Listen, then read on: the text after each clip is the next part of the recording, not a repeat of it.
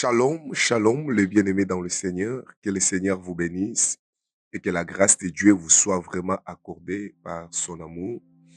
Nous bénissons encore le Seigneur pour cette opportunité qu'il nous a encore offert après certains moments de silence. Le Seigneur nous a encore admis dans sa présence et il nous a offert cette grâce de venir encore dans vos maisons au travers de cette vidéo. Laisse que le Seigneur vous bénisse, que le Seigneur vous fasse du bien. Nous voulons partager un sujet qui est très important, un sujet qui est en train de créer des débats dans ces temps de la fin, un sujet qui enlève la paix chez les hommes de Dieu, chez les uns, et nous voulons apporter une lumière par rapport à ces sujets. Voulais-je dire que nous voulons apporter notre portion de pierre pour la construction encore du temple, parce que nous comprenons que dans la construction, ma portion soit tellement important. Et déjà, je vais prier le Seigneur pour que nous puissions débuter notre séance et d'éclaircissement pour que le peuple ne soit plus dans la confusion. Seigneur, merci. Nous bénissons ton nom, nous sanctifions ces moments. Donne-nous l'esprit de tes écritures, éclaire-nous, parce que nous croyons, Seigneur, que la confusion ne régnera plus au milieu de ton peuple lorsque la lumière est là. Éclaire-nous au nom du Seigneur Jésus. Amen. Shalom, que le Seigneur vous bénisse. Oui, nous voulons donner la lumière sur la dîme parce que nous sommes dans un moment où nous sommes dans un temps où donner à Dieu, ça devient de plus en plus très compliqué. Payer la dîme, ça devient de plus en plus très compliqué. Et nous avons reçu des questions pour pouvoir savoir est-ce que dans l'état où nous sommes, on peut donner la dîme ou on ne peut pas donner la dîme. Et nous voulons apporter la lumière par rapport à ces sujets. Est-ce que l'Église, comme étant l'épouse du Seigneur, a l'obligation de payer la dîme ou l'Église ne va pas donner la dîme? Est-ce qu'il existe combien de sortes de dîmes? Il y a beaucoup de questions. Tout au long de notre intervention, j'aimerais répondre à certaines questions et donner la lumière par rapport à cela. Mais pour aller donner d'abord la lumière, je crois que je peux commencer avec une écriture pour essayer un peu de mettre l'ordre dans chaque chose. Que le Seigneur vous bénisse. Je suis dans l'écriture d'Ésaïe, chapitre 8, verset 20. Et la Bible dit « À la loi et au témoignage, si l'on ne parle pas ainsi, il n'y aura point d'aurore pour les peuples. » Que le Seigneur vous bénisse. Et je prends Hébreux chapitre 1er, verset 1er jusqu'au 3e verset. L'écriture dit ceci. « Après avoir autrefois, à plusieurs reprises et de plusieurs manières, parlé à nos pères les prophètes. » Verset 2. « Dieu, dans ces derniers temps, nous a parlé par le Fils qu'il a établi héritier de toutes choses, par lesquelles il a aussi créé le monde, et qui, étant le reflet de sa gloire et l'empreinte de sa personne, et soutenant toutes choses par sa parole puissante, a fait la purification des péchés et s'est assis à la droite de la majesté divine dans les lieux très hauts. » La parole dit Seigneur. Que le Seigneur vous bénisse, bien-aimés dans le Seigneur. Déjà, vous comprenez ensemble avec moi que pour aborder ce sujet de la dîme, nous avons déjà ici, depuis le commencement, une écriture qui est en train de donner la lumière pour le peuple. Parce que la Bible dit à la loi et au témoignage, si l'on ne parle pas ainsi, il n'y aura point d'aurore pour les peuples. Or, quand nous parlons de l'aurore c'est la lumière. Mais pour que le peuple puisse avoir la lumière, il faut que l'enseignement soit présenté de la loi et au témoignage. Or, quand nous parlons déjà de la loi, si nous appelons les frères Jean, quand nous parlons de la loi, le frère Jean va nous dire que la loi a été donnée par Moïse. Et la grâce qui est le témoignage est venue par le Seigneur Jésus-Christ. Déjà, en parlant de la loi et au témoignage, ça nous présente déjà l'ombre et la réalité. Alors, vous allez comprendre avec moi, quand nous parlons de l'ombre, l'ombre c'est quoi? L'ombre c'est ce que le frère Paul, dans les épîtres d'Hébreux, il est en train d'appeler cela comme étant le temps de plusieurs manières et de plusieurs reprises. C'est pourquoi il dit après avoir autrefois. Donc, les temps d'autrefois ici, c'est ça les temps de plusieurs manières et de plusieurs reprises. Or, les temps de plusieurs manières et de plusieurs reprises, c'est ça, ces temps qui est appelé comme les temps de la loi. Or, les temps de la loi, qui est le temps de plusieurs manières et de plusieurs reprises, c'est le temps que le Seigneur a parlé au travers des prophètes. Et le temps des prophètes, c'était le temps de bégaiement. Parce que par les prophètes, Dieu a proposé des paraboles. C'est-à-dire, toutes les parler des prophètes n'étaient que des paraboles qui cachaient de messages vrais. Alors, vous allez comprendre que dans ce temps de la loi, c'était un temps où Dieu avait un tabernacle et Dieu avait un sacerdoce. Déjà, à la lumière de cette écriture, vous comprenez avec moi que nous avons des dispensations. Maintenant, dans ces deux dispensations, ça nous présente aussi deux types d'alliances. C'est-à-dire, la première dispensation, c'est la dispensation de la loi, dont les dénominateurs communs, c'est le prophète Moïse. Et la dernière dispensation, je ne parle pas de la deuxième dispensation, mais la dernière dispensation, les dénominateurs communs de la dernière dispensation, c'est le Seigneur Jésus-Christ. Maintenant, Moïse est venu avec la loi, Christ vient avec la grâce. Maintenant, la loi de Moïse, c'est quoi?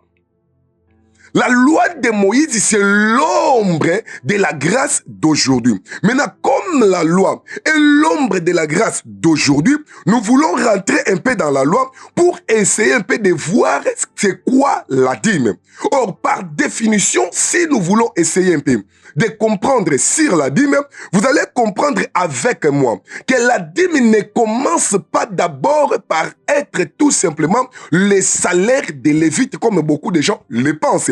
Mais la dîme d'abord, ce sont des offrandes qui appartenaient à Dieu. C'est-à-dire, c'est une portion des sacrifices qui étaient réservés à Dieu. Je prends une écriture.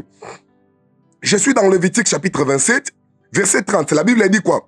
Toute la dîme de la terre, soit des récoltes de la terre, soit du fruit des arbres, appartiennent à l'Éternel. C'est une chose consacrée à l'Éternel. Donc, quand nous parlons sur les dîmes et les offrandes, ça veut dire quoi? Les offrandes et les dîmes sont des choses consacrées à l'Éternel. C'est-à-dire, c'était des choses qui appartenaient d'abord à Dieu. C'était la part de Dieu. Maintenant, cette part de Dieu deviendra plus tard aussi une portion des salaires pour les Lévites. Bien-aimés dans le Seigneur, je voudrais recadrer un peu certaines paroles ou certains enseignements pour dire que quand nous prêchons Dieu, il faut comprendre que le frère Paul a souvent l'habitude de dire ceci.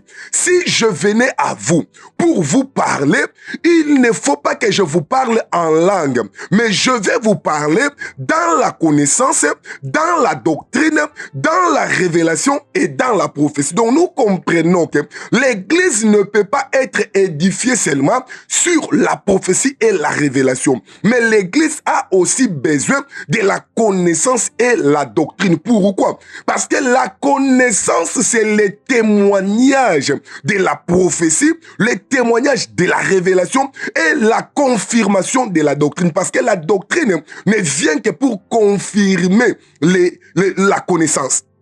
Alors, le grand danger de notre temps est que les gens aiment plus la prophétie et la révélation. Maintenant, comme les gens aiment la prophétie et la révélation, ils oublient que dans le parler de Dieu, il y a aussi la place de la doctrine et la place de la connaissance. Or, la connaissance, c'est l'histoire de Dieu. La connaissance, c'est le noir sur blanc. La connaissance, c'est ça l'écriture d'abord.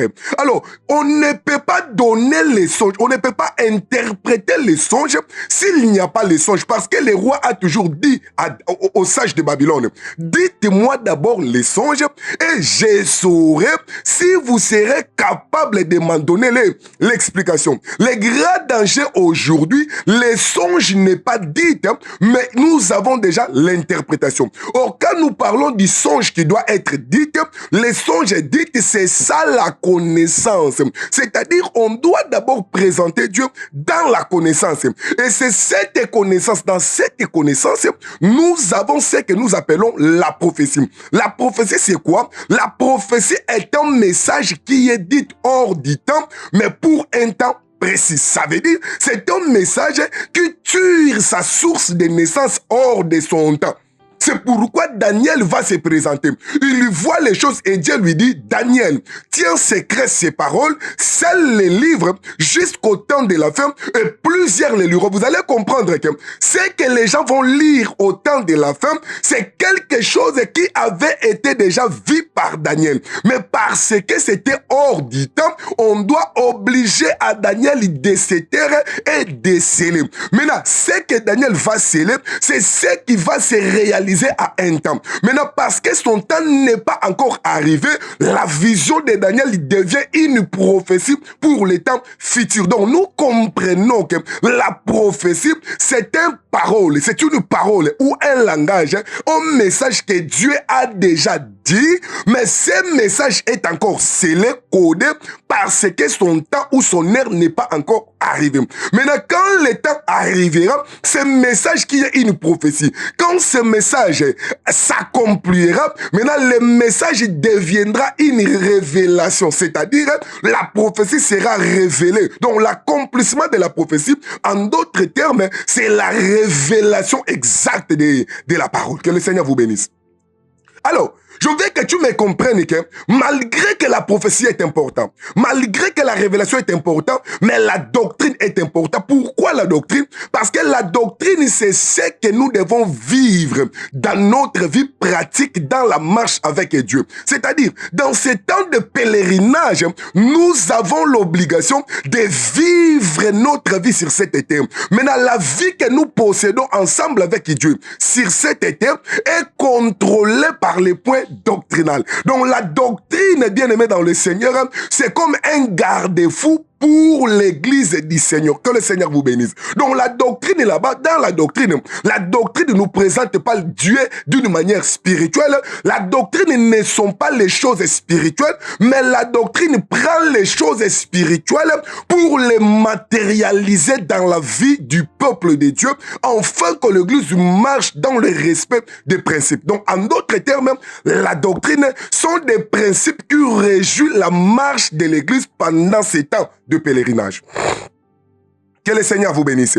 Alors, je voudrais essayer un peu d'avancer, parce que nous voulons parler sur la dîme. Maintenant, vous allez comprendre avec moi, on a déjà compris que la dîme, c'était d'abord la part de Dieu, et maintenant, dans cette part que nous appelons la part de Dieu selon Lévitique chapitre 27, quand Dieu veut maintenant effectuer son voyage de l'éternité pour entrer dans le temps, il faut maintenant que Dieu puisse entrer dans un tabernacle. Maintenant, quand Dieu prend la première fois la forme d'entrer dans un tabernacle, c'est là où maintenant Dieu va appeler Moïse pour dire à Moïse, je vais maintenant marcher avec le peuple d'Israël.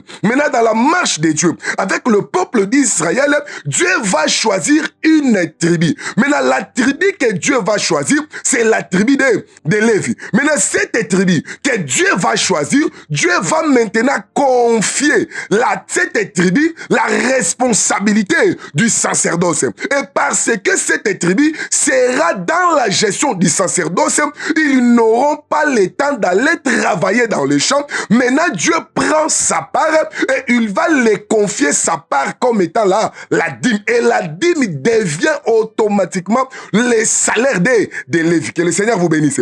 La dîme devient le salaire de Lévi. Pourquoi? Parce que c'est Dieu qui a légué son salaire chez les Lévi. Alors, il y a des écritures que nous allons avancer et pendant qu'on va avancer, on va lire certaines écritures. Que le Seigneur vous bénisse.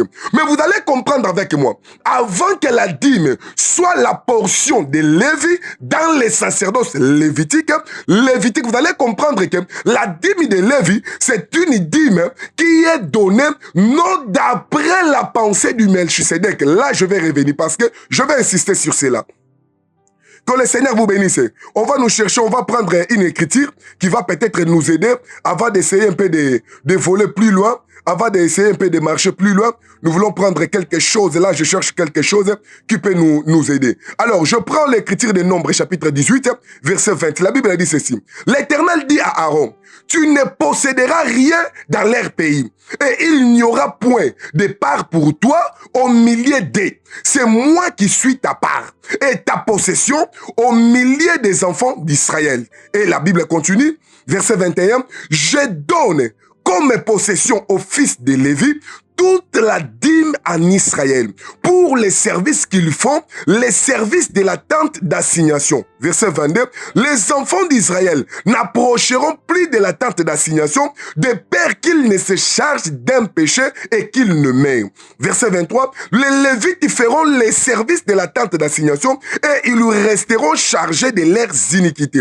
Ils n'auront point de possession au milieu des enfants d'Israël. Ce sera une loi perpétuelle parmi vos descendants. Nombre chapitre 24, je donne comme possession aux Lévites les dîmes que les enfants d'Israël présenteront à l'Éternel par élévation.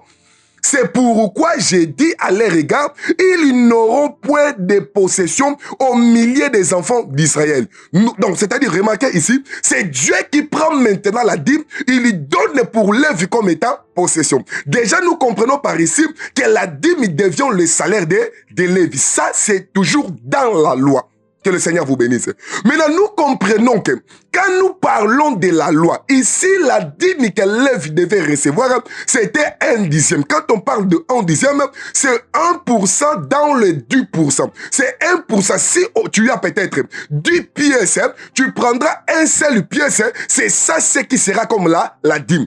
Et c'est le peuple qui était censé de donner la dîme, c'était Israël. Ils étaient obligés de donner la dîme. Mais la dîme qu'ils devaient donner, ils devaient soustraire seulement 1% pour donner à Lévi comme étant leur salaire. Ça, c'est selon la loi. C'est pourquoi l'Écriture dit, c'est des fils de Lévi qui exercent le sacerdoce ont d'après la loi l'ordre. C'est-à-dire, la dîme de Lévi était une dîme qui devait être reçue ou donnée d'après la loi.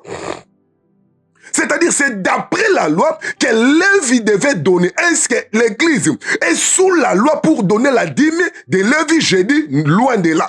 Parce que l'Église n'est pas sous la loi, nous avons été affranchis. Or, la loi Mobimba de Moïse, pour l'Église, c'est quoi? La loi, c'était ombre des choses à venir.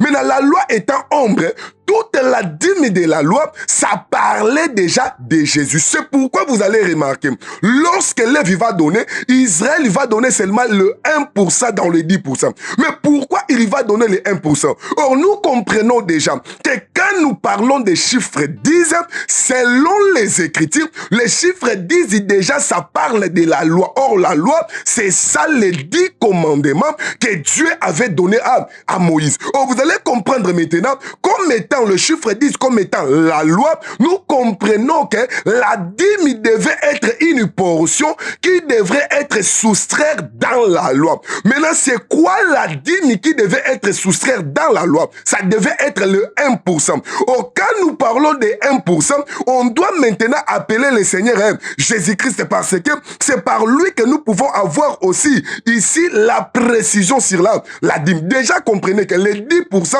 égale la loi. Maintenant, c'est dans les 10% qu'on doit soustraire maintenant la dîme. C'est que la dîme que Lévi percevait, c'était 1% dans les 10%. Or, les chiffres 10 ici, c'était les chiffres de la loi. Maintenant, Israël, il devait donner selon la loi. Maintenant, quand Israël donne selon la loi, c'est quoi maintenant la dîme qu'il donnait dans notre temps? Est-ce que dans notre temps, l'Église est censée de donner selon la loi? Loin de là. L'Église ne peut pas donner 1/10 selon la loi parce que le 1/10 de la loi, dans notre temps, n'est pas l'argent physique, ne sont pas les dîmes physiques, mais c'est toute une personne parce que on ne pouvait pas immoler l'agneau les 14e jour si l'agneau n'avait pas été pris au 10e jour. Donc nous comprenons que le 1/10, c'est l'agneau qu'on devait prendre le 10e jour. Donc le 10e jour, on doit soustraire l'agneau qui va mourir le 14e jour. Or, les chiffres disent c'est ça la loi qui est les 10 commandements. Maintenant, la dîme, c'est quoi? Nous disons que l'1/10 ici de la loi, c'est toute une personne. Je vais lire une écriture qui va essayer un peu de nous aider et de confirmer ce que j'ai dit. La Bible dit ceci. Je prends une écriture de Matthieu chapitre 22. Je vais lire le verset 36. La Bible dit ceci. Maître, quel est le plus grand commandement de la loi?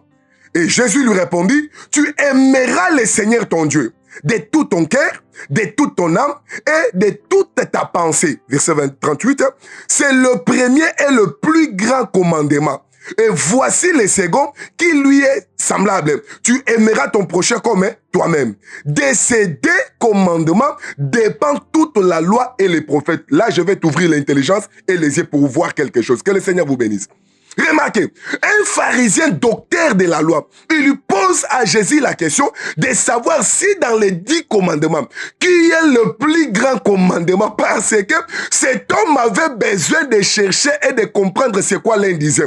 Maintenant, quand il y vient, Jésus va lui dire que le plus grand commandement, c'est l'amour. Tu aimeras l'Éternel, ton Dieu, et il ajoute, voici son second, qui lui est semblable. Donc, en d'autres termes, aimer l'Éternel et aimer les prochains, c'est tout un commandement qui est là, l'amour. Maintenant, vous allez comprendre que dans les 10 commandements, on a les 2 commandements, mais qui est un seul commandement, c'est l'amour. Or, vous allez comprendre que si vous remarquez, dans les 10 commandements, nous avons l'amour comme étant l'un des commandements. Or, l'amour qui doit être soustrait dans les 10 commandements comme un seul commandement, ça représente aussi l'un dixième qui est une personne. Or, l'amour, selon les Écritures, la Bible dit, car Dieu a tant aimé le monde et il a donné son Fils. Donc, l'amour, c'est quoi? C'est le Fils que Dieu devait donner. Donc, nous comprenons ici que l'amour, c'est toute une personne. Or, l'amour qui est une personne égale Jésus. Or, si Jésus est l'amour, Jésus étant que l'amour, il est un parmi les 10 commandements. Donc, nous comprenons que l'un dixième qui provenait d'Israël, mais qui devait être sacrifié pour que tout le reste des 9 semences ne soit pas sacrifié, ça représente aussi Jésus qui devait mourir pour accomplir la loi de Moïse pour que le peuple soit sauvé. C'est pourquoi Ananias et Caïphe, lorsqu'il était souverain sacrificateur, il disait, il est dans votre avantage qu'un seul homme meurt pour les péchés du peuple.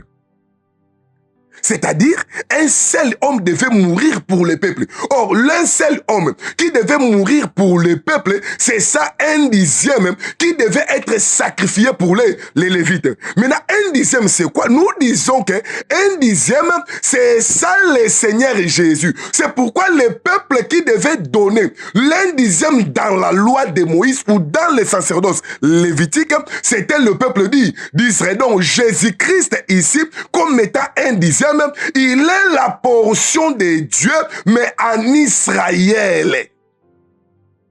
C'est pourquoi Jésus, comme étant un dixième, il devait être donné par Israël à Lévi. Donc, quand Israël allait dans les champs et qu'il lui prenait les fruits de son champ, laissez-moi te dire qu'il lui prenait vraiment un homme comme un dixième pour les donner. C'est pourquoi quand Jésus est venu, il lui dit, je suis le sceptre, je suis la sémence, je suis les graines de Sénévé. Donc, ici, dans les paraboles, vous allez comprendre que toutes les paraboles de la sémence, ça parlait de Jésus. Maintenant, quand Israël il devait faire la récolte pour donner la dîme, il y donnait prophétiquement Jésus qui était la portion de Dieu, mais cachée dans le ventre de Marie en Israël. Donc, ça veut dire que Jésus ici, c'est lui la portion de la dîme, c'est lui un dixième. Parce qu'un dixième n'est qu'un seul homme, n'est qu'une seule sémence,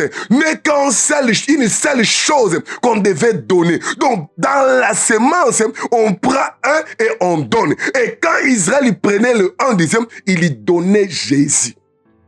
Pourquoi? Parce que tout cela était ombre des choses à venir. C'est pourquoi vous allez remarquer, c'est le peuple qui va donner. Il va donner à qui? Il va donner à Lévi, il donne à Dieu. Alors, ça, nous sommes dans un dixième.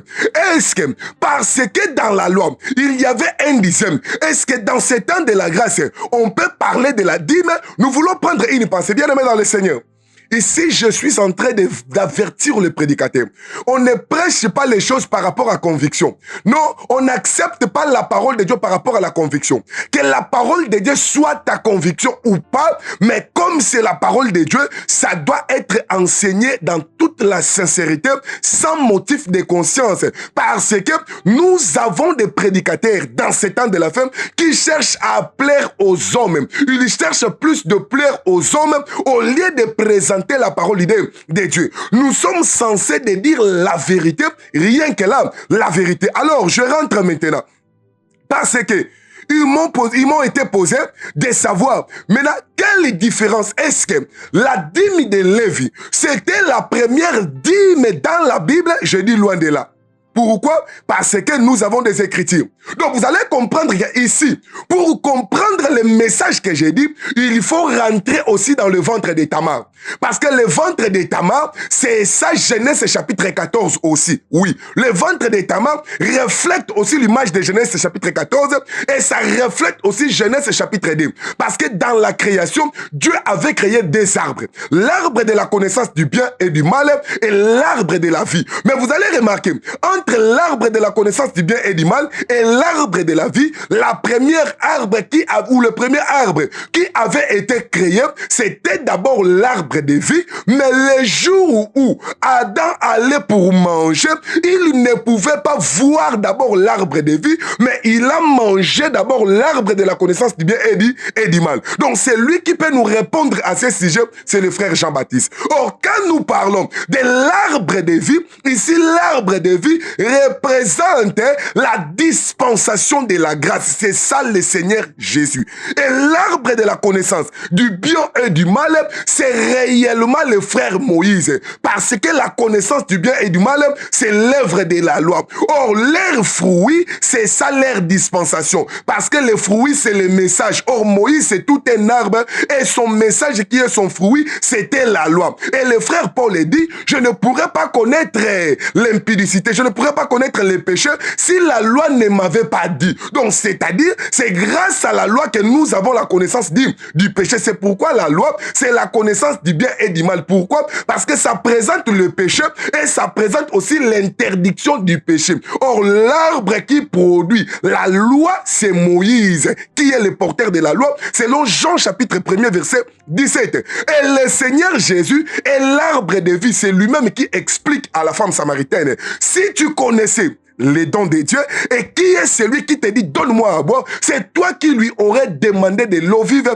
et c'est toi qui lui aurais demandé de l'eau, et il t'aurait donné de l'eau vive. Donc nous comprenons qu'ici la vie est venue avec le Seigneur Jésus, que le Seigneur vous bénisse. Maintenant remarquez, ici nous disons ceci, que Adam devrait manger d'abord l'arbre de la connaissance du bien et du mal pendant que l'arbre de vie avait été caché. Mais cet arbre qui avait été caché, c'est l'arbre qui était d'abord le premier arbre créé. Ça veut dire quoi? Ça veut dire que si l'arbre de la connaissance du bien et du mal représente la dispensation de la loi, l'arbre de vie représente la grâce. Or, entre la grâce et la loi, le premier ou la première dispensation, c'était la grâce, mais pendant un moment, la grâce devait être scellée. C'est ça la naissance des deux fils dans le ventre de Tamar. Parce que lorsque Tamar a zobota, mwana liboso azana peret na zeresh. Tango azobota mwana liboso, abimisi loboko, écriture lobiboye, femme sage atieye singa na loboko, azongisi loboko nde mwasi agangi quelle brèche, mais c'est lui qui était le second, azobima pas zobota maloko la mutali liboso. Mais la femme sage connaissait très bien que entre ces deux, c'est lui qui est l'aîné, c'est celui qui a bimisa ki loboko, batieye singa, azongisi loboko, pe azobima lokola moto amibale, c'est ça. C'est pourquoi Jean-Baptiste, mukola monaka Jésus, alobi lui il était avant moi, mais moi j'ai été envoyé devant lui. C'est-à-dire que la loi a été venue devant Jésus, mais la grâce existait avant la loi. Que le Seigneur vous bénisse.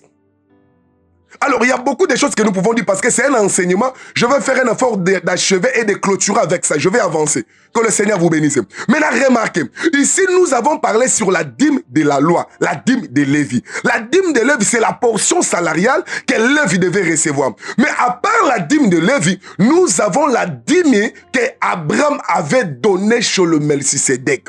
Donc, c'est-à-dire, nous comprenons déjà qu'en parlant du Melchisédek, nous avons des types de sacrificateurs et des types de sacerdoces. Je crois que dans notre deuxième vidéo, vous allez recevoir cela. Que le Seigneur vous bénisse. À très bientôt. Je vais faire la continuité pour que nous puissions parler maintenant de la dîme d'Abraham et répondre à quelques questions.